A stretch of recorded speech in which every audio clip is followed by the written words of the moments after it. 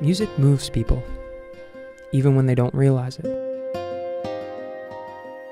I can still remember the first time I encountered Ray Kurt Johnson playing at the Union Station Metro in downtown DC.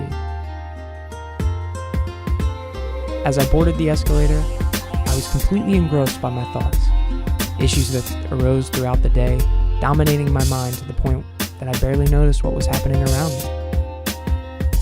Until I heard it. The sound of his violin filling the tunnel. And it was then I woke up. It occurred to me that people were unknowingly marching in time with his tune.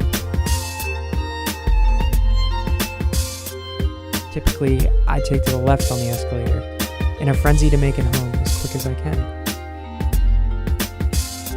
But not today. Today, I merely stood and watched as the beauty of human existence unfolded in front of me.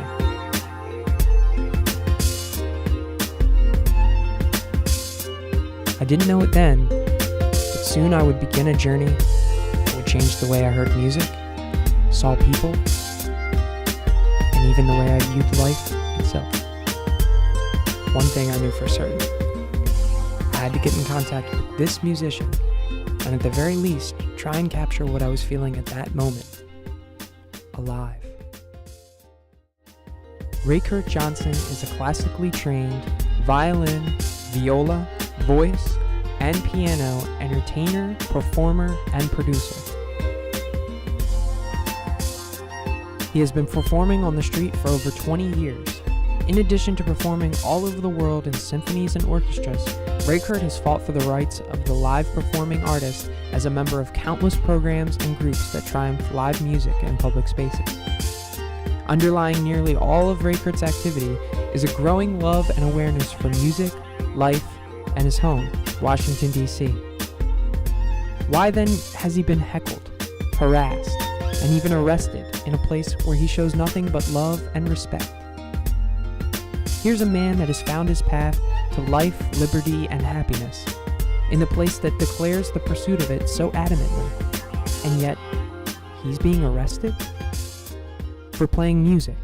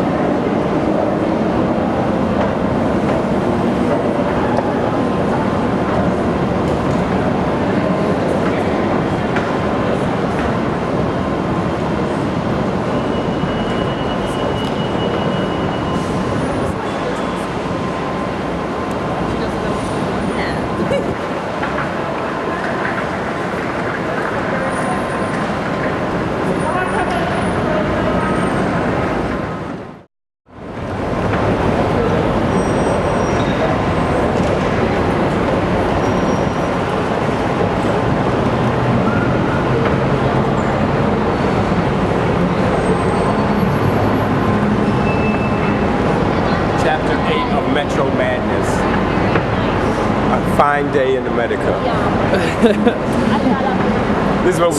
So what happened down there? What did he say? Well, he was very nice, and he just said, well, I don't want to make trouble for you because if I have to arrest you, I have to arrest you. And, if my supervisor tells me to arrest you, I'll have to arrest you. And I really don't want music down there, but something else. And that's about it. Wow. But that was a nice guy, since it was a nice day. Otherwise... Is that usually how much time you get in? Like, 15 minutes or? No, usually have a shift when they come through or something like that. Right, and you try and perform around the shifts? Exactly. One only needs to speak a moment with a street musician, any street musician, to realize they pose no threat. Listen, and you will come to know the tremendous positive energy that they infuse into our cities and our lives. You mentioned that another street musician, told you that what exactly did he say about?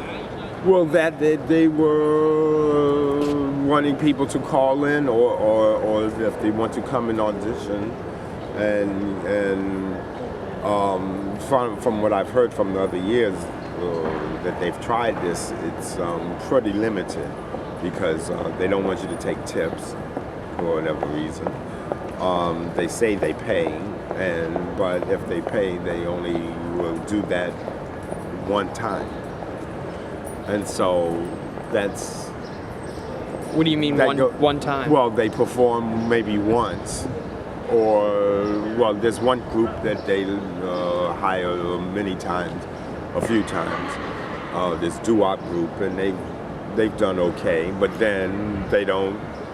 It's not maybe consistent. Two is not consistent, and so then the doo-wop group goes out and plays in the metro places that they were permitted to.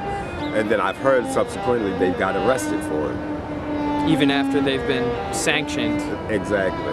I've submitted proposals, on a program that's conducive for Washington, and actually sort of a model from the program in Montreal, Canada, which is a really nice city, and arts. They love people of the arts, and as they do here, but so I had submitted a proposal years ago, and it was... How far does all this go back? Oh, this goes back into the 90s, even before. I had the organization, the CATS, the Capital Area Troubadour Society, and we were a group, but we were formed just to back up a class action suit against Metro, and which relieved some of the occurrences of being arrested and things like that. Do you think that 9/11 has had an effect on? No. You don't think that because that's people, one of the reasons they've heightened the security around No, there was never... The only time that there was a tightening of security was when, in the Reagan years, when they introduced this panhandling law, which was to prevent panhandlers from hanging out these newly ATM machines, when, automatic teller machines were just put into place, and then people were hanging around, begging around that, and aggressive, methods of obtaining money, because people are threatening people.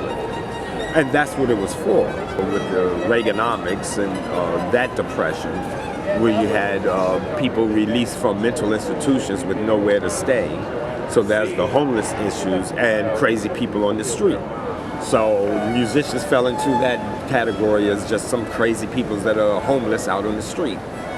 And so I fought that many times in court and have won, or at least I didn't get any jail time or anything, but it was just the hassle of being arrested and going through the process. Young people see me and, they think that, I'm wasting my time. Well, I haven't wasted my time. I've made beautiful music. I've made lots of people happy. I've represented my city, Washington, D.C., the best way I can, because I am proud of Washington, D.C., even though, it's still rhetorical and hypocritical, but, that's the way it is. And so you just have to function and survive with what you work with. There's plenty of music to be played, plenty of music to write, plenty of dances to be danced, and musicians, and teaching, it's always teaching, because people want to know and people want to learn, and inspire and keep inspiring people. When was the last time that they confiscated your... That was in the 80s and 90s when they were doing that, and then they stopped doing that because I know how to work the law that they have to go like people's property and stuff. They got that great big monstrous building downtown, and they want artists to come there and try to be in their program, which is what? run like just another entity of a corporation, but I don't know. You're not being represented, you know. Just come in, don't wear a Metro banner or collect Metro pay, but okay, we can share the wealth. We share our city that dozens of generations of taxpayers, not even taxpayers, just slaves, who have paid for this. And so public access spaces, and you know, yeah, we pay our fare, do our duty, and you know. So in God we trust. Okay, well, performing on the street, you know, a lot of people, particularly me and Ray, we've been doing it a long time, and we got a base of people that love what we're doing. As you can see in my place, a lot of people leave notes, cards, and everything, talking about how nice it is, and I always get at least one or two people that will come up and tell me that. You know what I mean? That, hey, I came by here earlier, I didn't have no money, so I went to my office, and I came back, and I just want to come back and give you this because I'm so glad you're here. You know, you really make my day when I see you out here. You get, you know, when you weigh it all out, you get a vast majority of people coming up and saying things like that to you. You know what I mean? But every now and then you'll run into people that really are negative about what you're doing, and it's not necessarily. I don't think it's necessary that you're producing a sound that is irritating them or anything like that. I think sometimes it's just an issue that you're just out there, period, and you're doing what you're doing. You think it's personal? I think sometimes people have an issue with other people That free spirit. That showing that free spirit. You know what I mean? You know, like they're all, like one woman walked by me, she's like, one day a cop gonna come by here and lock you up. And I looked at her, I was like, what, for playing music? Like I said, the vast majority of them are really positive about what you do. You just make as many people as I can happy with what I do, you know? And make myself happy, you know, for what I do. Have you ever been ticketed? Oh yeah, I've been ticketed. You been arrested? Never arrested. You never? Oh, okay. Ray Kirk here has been ticketed and arrested. Yeah, it's my only records. I heard a rumor he duked it out with the police one time. Yeah, they try. Excessive force. That was the cello. What was it? Well, yeah. Oh, he threw my viola. My Viola. nice viola on the floor. Just threw it down so he could wrestle me to the ground. I'm like, look, if you want to put the handcuffs on me, we ain't got to get on the ground. But Maybe you'd like to. well, that's another thing. Now, I've usually, with the tickets I got, it was never really. I fought all of them. Actually, 2 of them went to court. I got 4 tickets in my life for playing music outside the subway station, and 2 of them went to court for. One was in Virginia. The officer showed up, but the judge dismissed it. She just said, work out compromise with Officer Window. That was what his name was, Officer Window. Work out some type of compromise with him, and you know, and I'll just go ahead and dismiss this. We talked, and she looked at me and says, "Is that okay with you, Mr. Nickens?" I'm like, "That's fine with me." Officer Window, is that okay with you? He's like, "That's fine with me." And she dismissed it. Another one I went to court for, the officer didn't show. I was ready to fight it, of course. And the other 2 times, never even made it to court. One time, what was her name? Gail Welsh. I think you had an experience with Gail Welsh. She wrote me up a ticket at Friendship Heights. But she wrote me at Friendship Heights. She wrote me up the ticket, and she put a DC address on it as where the violation was. But she sent it for Montgomery County courts. So when I showed other transit officers the ticket, they said, "Don't even worry about that. That's already messed up." So I didn't worry about that. And then there was another ticket I got at Union Station, and the officer, I don't know, remember Lewis, Officer Lewis, a real good-looking light-skinned sister, green eyes, Yeah. kind of bit on the muscular side. Yeah. She wrote me up a ticket, but she was kind of loud, nasty with me when she wrote me up a ticket. So I gave her a little bit of a lip back, you know what I mean? So she wanted to beat me up. yeah, she was being real rough and tough about it. And so I asked to speak to a supervising officer. So a supervising officer showed up. I think Leibowitz. You remember Sergeant Leibowitz? He showed up, and I've known Leibowitz a long time. We've always got along great. So when he showed up, first he had a little huddle with her, Then he came over to me and said, okay, you guys kind of got a little bit of a verbal exchange here? I said, yes, sir, we did. And he said, well, you know what to do about that. I said, Officer Lewis, I'm sorry about any kind of misunderstanding or any kind of disrespect I showed. And he said, okay, let me see your ticket. He took the ticket, pulled it up, put it in his back pocket, and he told her, you know what to do about your copy. And that was the end of that. Basically, he just wanted me, you know, to say, hey, look, you can do what you do. It's a shame she came down on you. You know what I mean? Hopefully it won't ever happen again. But if she comes, she's always right. You got to show her respect. That's all he wanted me to do. Just make sure I showed her respect. She gave me lip. You just got to take it. I always like to stand up and speak for my rights.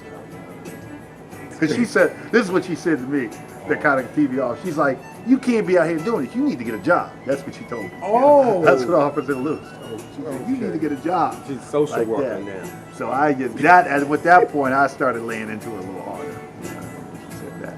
Yeah. But then, Yeah, she used to be mean to me too. Right. Then about a month later, I was going to play at Roslyn, and she was there for another transfer.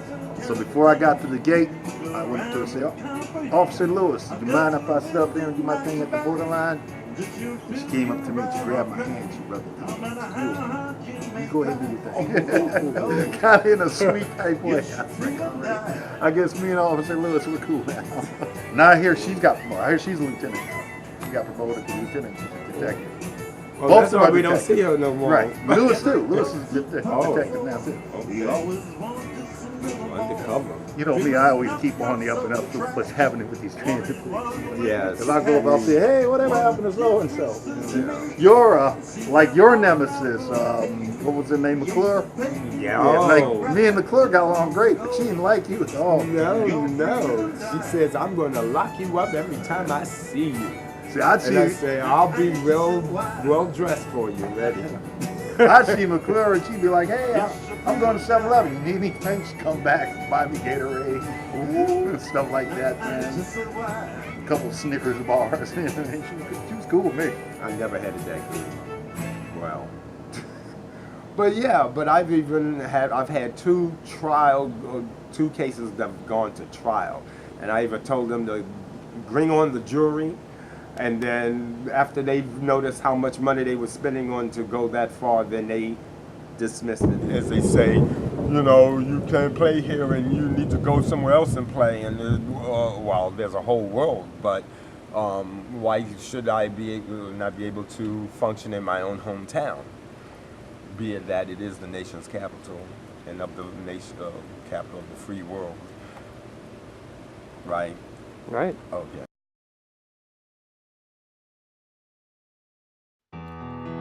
Searching high and low, why some people's got no place to go, hiding from their past. We so busy going nowhere fast, wearing a simple smile. Seems like I've walked a New York mile, singing a lonesome song. I'm ready for home sweet home. Can we go home? Can we go? Can we go? I wanna go. Can we go home? Can we go? Oh baby, it smells like home. Can we go? So can we go? Can we go? Can we go? Can we go? I wanna go home. Can we go home?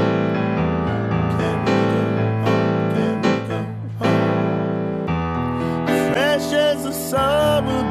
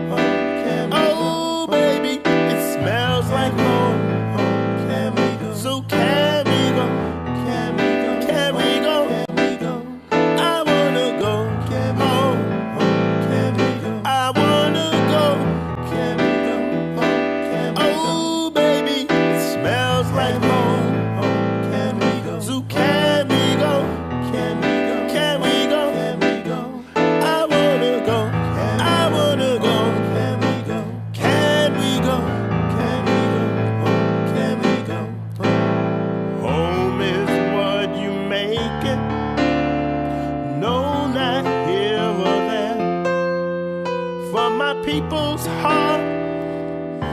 I should never fall apart. Can we go home? Can we go home? Can we go? I wanna go. Can we go home? Can we go? Oh, baby, it smells like home. Can we go? So can we go? Can we go? Can we go? Can we go? I wanna go. I wanna go. Can we go? I wanna go home. Wanna go. I wanna go.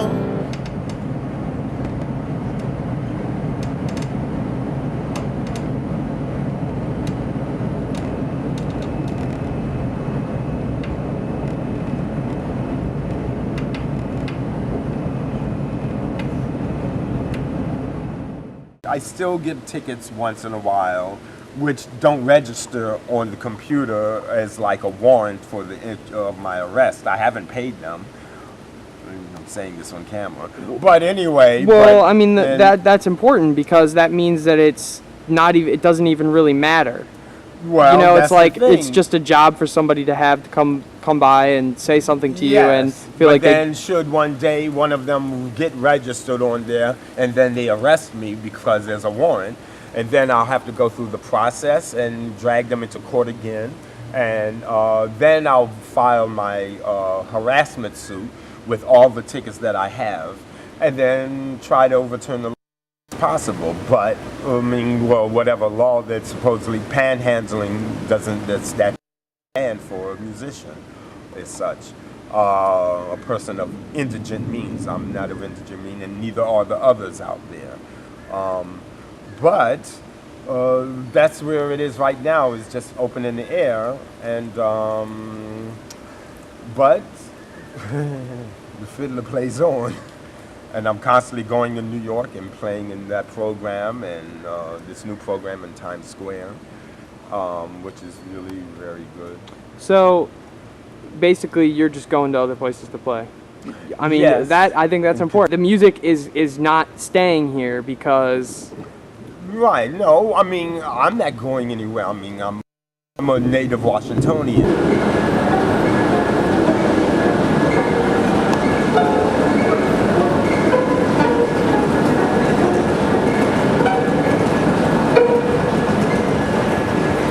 And so the story goes, yes, 30 years, what is that, 1976, Metro opened, and we all were there for the ceremony on the monument, and the great big parade and everything, the DC Youth Chorale, we sang for the opening, and really, that's more than 25 years, and it's almost time for me to retire now.